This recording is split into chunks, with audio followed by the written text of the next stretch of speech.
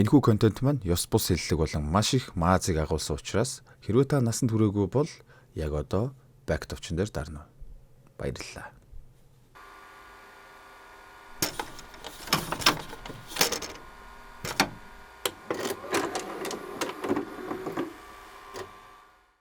Зяг. Тэгэхээр эхний бөгөөд сүүлийн уянгийн хараал өрөөл огт ашиглаагүй киноныхоо сүүлийн партийн өмнө ирээд байна. Энэ хүртэл үзсэн та нартай маш их 감사합니다. Дардаг юм дарсан бол сүүлийн хэсэг рүүгээ шаагаад орцгоё.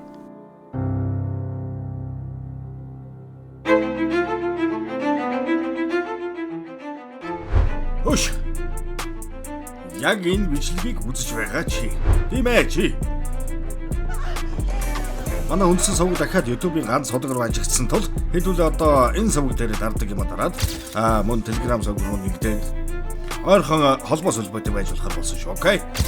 Манай үсэн тэнд хэдийнэ 11 мянган болсон учраас заримдаа тэнд ганц нэг бичлэгээ шидэж байх болохоор description дээр байрлах линкээр дэгдээд ороод ирсэн.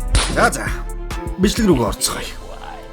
Дөнгөж хүүхэдтэй болчоод яаж тэрх уучрааж олохгүй аимсыг өмсүүлэх гэхээр хөлийн хугацаад аяж юм шиг санагдаад ястай эвгүй байдаг шүү. Нэг л мэдхэд өөдсгөн охин эмийн цайнд үрдгээ үрээд нөхөр сүүдрийн ярьсан ч гэж шиг. Oh my god. Ясон охин ажилласаа халагдаад нөхрөө дагаад студид ам зуулгаж байгааг сонсоод ястай тэнгэр өмөрчхүү тэгсэн. Нүдэнд нь хүүн өрөвлөж гарч ирээл бүр гал дээр тос.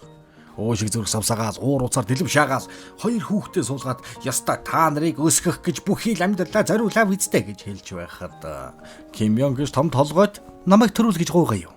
Ухааны юм яриад бас нэг дандаа багтарч явдаг зангаараа ижийн сэтгэл рүү зүү сүлвчлээ. Баггүй. Бүр тэсэж төвчлгүй заваа зарж хоёр хүүхдээ өгөх гэж байснаа санаад энэ нэг л биш байна гэд ойлгоо яав.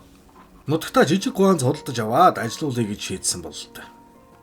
Яста борбокс хийнэ гэж энэ хоёр тим ойлголт бол алга. Дандаа ямар нэг юм хийж байх. Тэгэхэр шүр ягав дээ. Зулцах мөн. Ичтэй амьдрах гэж ажиллаад байна уу гэлтэй. Хэзээ нэгэн цагт хэрэлдэж уралдаад эсвэн хадам ээжтэйгээ ан ман үзэлцдэг байсан тэр үеийг бодвол нэг мэдхэд ээж охин хоёр болцсон. Тэр нэг жил чамайг нэг санаандгүй алгадж байсныг санаж гин. Санаж ивэл мартаарай хөмөөлцөө сууж явах юм. Цаг хугацаа бүгдийг ангаана гэх чинь энэ үдэ гэж. Нөгөө элирээд байдаг уур уцаартай өвгөн бас ухаарсан юм уу? Дандаа хуцаж унгаж явдгаа болоод одоо жоохон хобби мобитэй амьдрнаа гэд хоёр дугуй худалдаад авцсан байдаг. Ойрхон тойрч явъя да гэд явж байгаа царайг нь хардаа. Энэ хүний дотор 7 настай эрэгтэй хүүхэд таггацчаад яах учраа олохгүй уурлаад байдгийн биш юм шүү гэлтэй. Эхүр дими сэлгүүцч яваад явуулдаг хүүхэнтэйгээ тааралдаад эхнэртэй гардуулдаг хорвоо. Энэс илүү одоо яаж тавьчих вэ? Одоо нас чамтай амьдрахгүй ах би явлаа гэсэн чинь. За маяглахаа бол тэргээд хаашихчиж энэ тэр. Нэгэн сэтгэлдээ чамайг аль хэдийн тэхэ болсон. Гэт улаан нүрэн дээр нь шулуухан хэлж хаяад салах өргөдлөө өгөөд хоёр тийш болцгоо очдөг юм байна. Залуу алуун насндаа эхнэрээ хайрлаж байгаагүйгээ мэдтiim үү яадгийн. Эхнэр нь явснаас хойш өгзөр ах гэртээ ганцаараа ястаа дэлгэв шаацсан байдалтай. Ядаж байхдаа хүүн ирснээ мэдлэгчгүй. Бүр өдөөс нь эгцэлс шарахгүйгээр нэг хайр цэгтэй юм эхнэр өгсөн. Гэт чулууд гноолгүй үлдээчээд яваад өгдөг. Кодинасандаа ингэж ганцаардах шигтэй байцтай. Хөгшөж өгөх гэж бас нялуурхтайгаа байгаа энэ Эсэн Коншик хоёр бас л атаархмаар айр дурлалтай хоёр уулгаач юм аа. Ганц нэчэл нэг нэгнээрээ бахархаад одоо яста хоёулаа гой шаана ханяа гэл нялуураад байх юм байна. Өөрхий тэгсэн Коншик маань энэ хавьд яста эмлэг гольфийн талбай зочдууд баригдана гэсэн сургаар уул нь ганц худалдаж аваад нээжилдэ. Танч бүгд худлаа. Малиг модон чихэр өмгсөн гэдгийг мэдээд аавынхаа толгойг ёстой Имёнг хэрчих шиг болж байгаа юм да. Дууга өндөрсгөл байсанд нь манай эсэн уурлаад нөхрөө бас өмөрч нөхөөрхий. Хашгүй буцалцгааж байхад нь Ким Йонг орж ирэл. Одоо харьцгаа би мөнгөийг ч олоод авчлаа гэд нэг юм санаа амраалаа. Хаанаас мөнгө олж ээж авыгаа аварсныг эсэн асуугаад амнаас нь өгөнсөнгүй. Ким Йонг ихтэй энэ нэг дарамт чагалтай одоо мартаад урагшаа харах хэрэгтэй шүү дээ.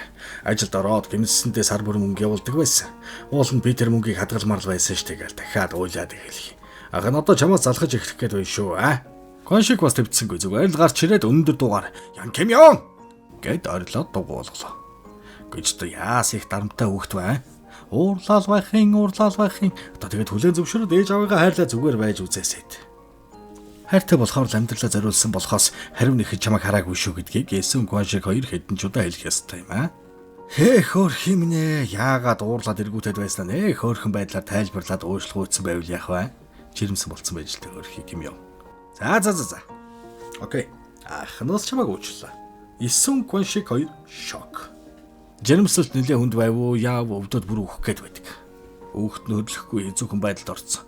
Эхнэр үү хүүхдүүгээ зураа залуугаас эмч асуухад эргэлзэлгүй эхнэрийг минь авраадах гэж шууд удхан хэлж байх юм. Эсүн рүү залгаад та хурдхан хүрээд ирэж. Өвдөд хэцүүхэн байна гэхээс өөр юм хэлж чадахгүй багтарч өгөхийн хажуугаар Ким Ён төрөх болоод маш хүнд байдалтай зөндөө хичээгээд олигтой дүүлж чадахгүй ч хүч нь барагдаад нэг тийм хэцүү. Ухаан алдаж малдаад нэг сонирн байгаа. Гэхдээ бурхны авралаар Ким Ён хүүхдээ эсэмэн төрүүлээд өөрөө ч амьд мэд байлаа. Зураач нөхөр нь бүр дахиад хүүхдээ болохгүй шүүгээд уйлаастай. Ойлонхаа Ким Ён өөрөө ээж болоод ээжигээ ойлгоод уйлж байлаа. 18 настай байхдаа яаж намайг төрүүлсэн бол доо. Юу үзэж тулсан бол доо ээж минь гэж уйлаад баг шинжтэй шүү. Яг тэр үед Эсүн Кваншиг 2 орж ирээд ястаа усан далай зөндөө тэврэлдэж уйлалтай. Ястаа хөөрхөн гэрүүл шүгөлөг гэж. Ястаа. Зураач нөхөр нь дөнгөс төрсөн охиныхоо тухай яриад байхад Кваншиг хариуд нь Ким Ён зүгээр үсттэй гэж үзэлцээд баг шинжтэй.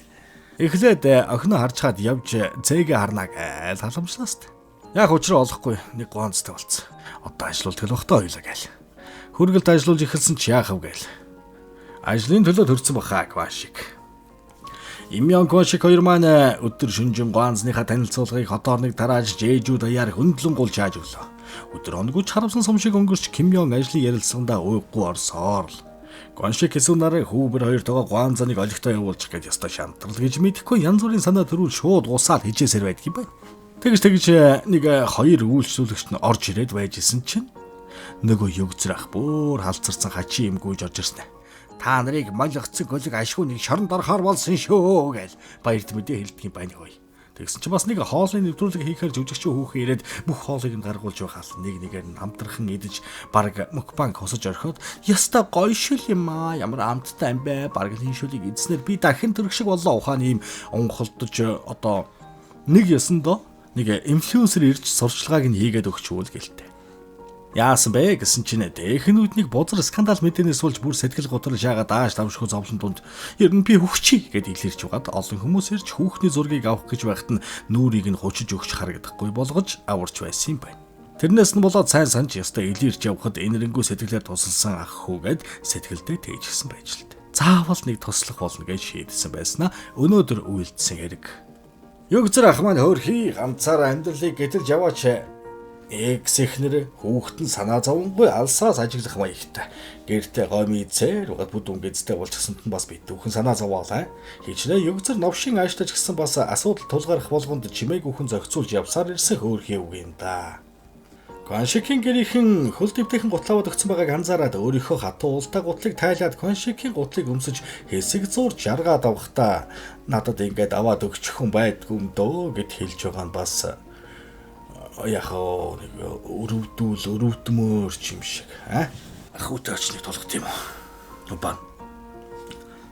Одоо тэгэл жээж явал явахаар л шүү дээ. Шууд нөгөөдийг аяллаа. Time out. За, гялс нэг реклам алгаад авах юм. Энэ Манусын ярьж өгөх кинонд Жэжүү арал дээр ихэнх үйл явдал өрнөж байгаа.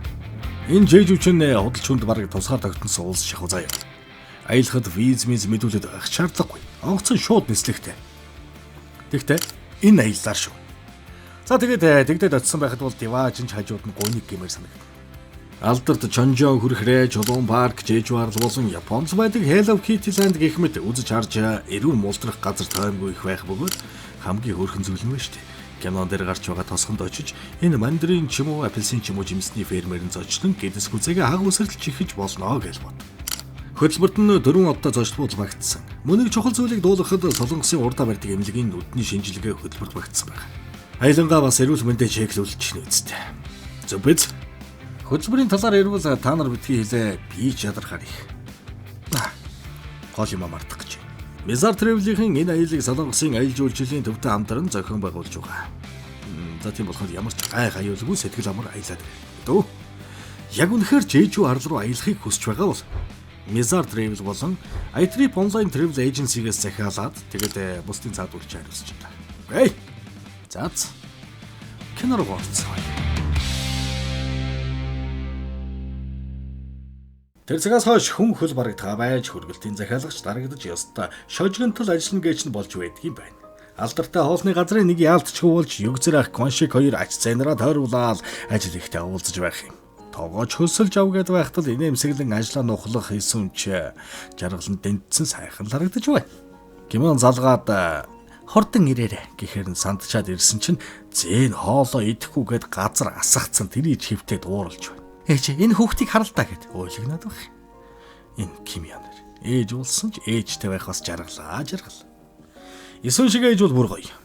Хүүхдийг нь хараад Кимьяныг ажилд явуулахдаа хүртэл турсан байгааг нь харж гайх маягтай. Кимьян ажилласаа ирснээр гэр оронгод цэвэрлсэн хувцснуудыг нь угаадсан байгааг хараад хин таныг угаагсан бэ? Ээж гээл дахиад урмаагаад ойлгоноод эхэлхий. Одоо бол ганц хэлэгчмэр санагч шүү аа. Эсвэн хүртэл зүгээр дуугаа баярлаад өнгөрөөч шигээд хэллээ ашиг. Зураач залуу Кимьян хоёрын амьдрал өөдөл цэцгэлж хайр дүрэн л байгаа юм байна. Заашгүй ашгүй. Коншик эсвэн хоёрыг Кимьян бүтэн биений багц шинжилгээнд нэг ороод алгээд эмнэлэг дээр авчирсан ёстой цогцоор нь сайхан үнцүүлээд авлаа. Хин гэмэрсэн гэсэн чи Коншигт ямар нэг ноцтой илэрсэн бол л та. Дахиад эмнэлэг дээр авчирч давтан шинжилгээ өгөхөр болдго юм байна. Бөөнд жоохон сандрах маягаар ол. Гэхдээ тэрийгэ дотроо нуугаал. Давтан шинжилгээний хариуг үгдүүгүй л хүлээцээд юм байна. Өвдгөн гэмтээ 7 жил өвчнөө төвчж ирсэн болохоор яваанда тэр нь цусны хор тавдрын шинжтэй болж лавширсаар өгжирсэн бол та. Та олон жил маш их ядарсан болол та гэж хэлэх нь ямар ч гаргалгаа байхгүй байгаа юм шиг. Эмчилгээ хийлгээд үзьгээд бөөрийн хилээд орхит нь Коншик бүх зүйлтэй эвлэрч байгаа юм шиг л. Цаг хугацаа улирал солигдох бүрт Коншик шатаар гарах чадамж нь багасч байгааг эсвэн ч анзаарсаар л.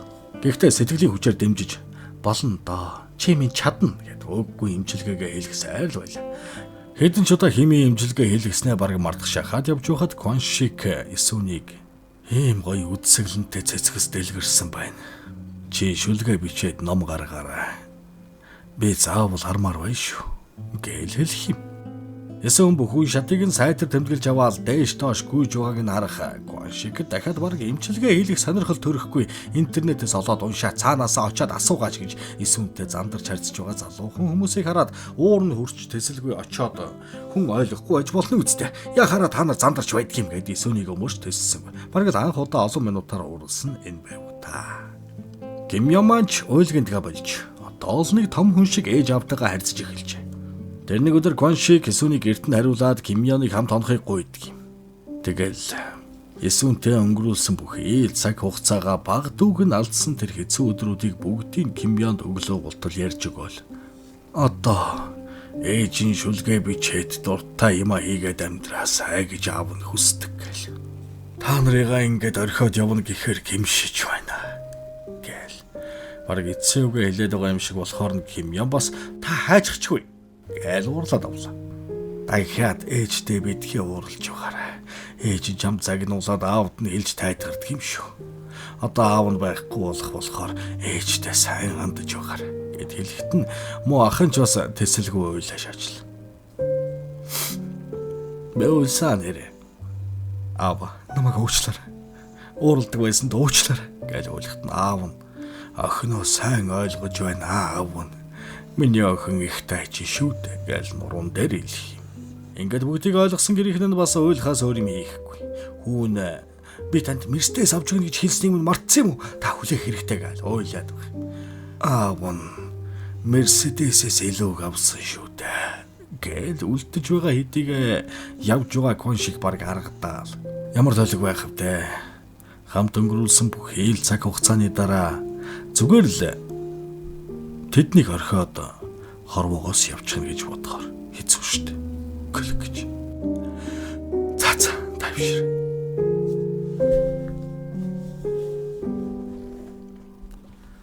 Кимьянгийн ажил ёстой дээшээ буужиндж байна. Мундаг охин хичээсээр байгаад ээжигээ яаж суралцахыг хүсдэг байсныг нь харж өссөн болохоор дэлхийн хаанаас ч хязээж суралцаж болдог тийм програм бүтээлч яваа мундаг охин юм байна л та. Авиргын хүү одоо хүүдээ ёс суртахуун заадаг хүн болчих гэж дээ. Эсвэн гаднаас бүр бөөн сандрал догтлол орж ирэл өөрийнх нь шүлэг бүхий ном хэвлэгдсэн гэдгийг Кван Шигт үзүүлдэг бай.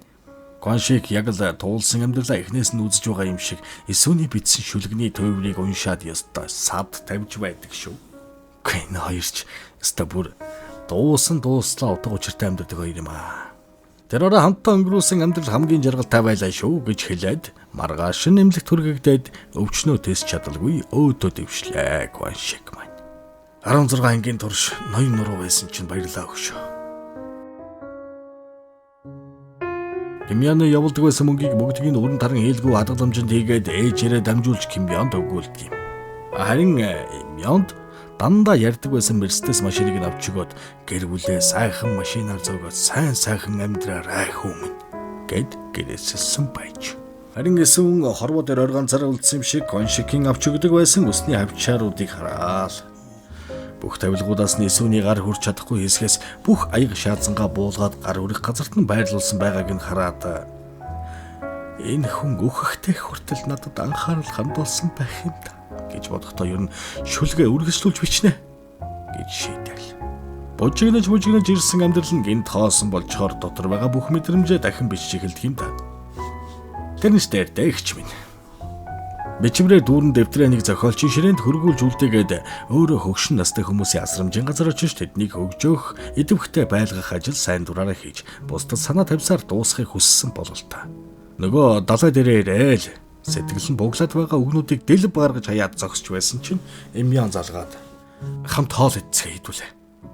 Кимьян бүгдээрээ цуглараад цаг хугацаа өнгөрөөд аж зайн том болчихсон. Кимьян хоёр ч гэсэн овор дараад буур суудсан байх. Насны бөхсөнд эсвэн маань өөрийнхөө амьдралаар бичсэн шүлгүүдэд ном гаргаад олон хов хэвлэгдэж зарагдахар болсон сонсоод бүгдээрээ бөөн баяр. Үнэн дээр энэ кино жинхэнэ амьдралаас сэтвэлсэн. Бас эсвэн Кван Шиг хоёр бодит амьдрал дээр байсан хүмүүс гэдгийг энэхүү олон ангид кино өндөрлөхийн өмнөхөн бидэнд ойлгуулж харуулж байгаа нь энэ юм. Сайхан хайр гэж байдаг юм шүү. Олдвол битгий алдаарай. Амьдралд хичээж зүтгэх шиг аз жаргал гэж үгүй.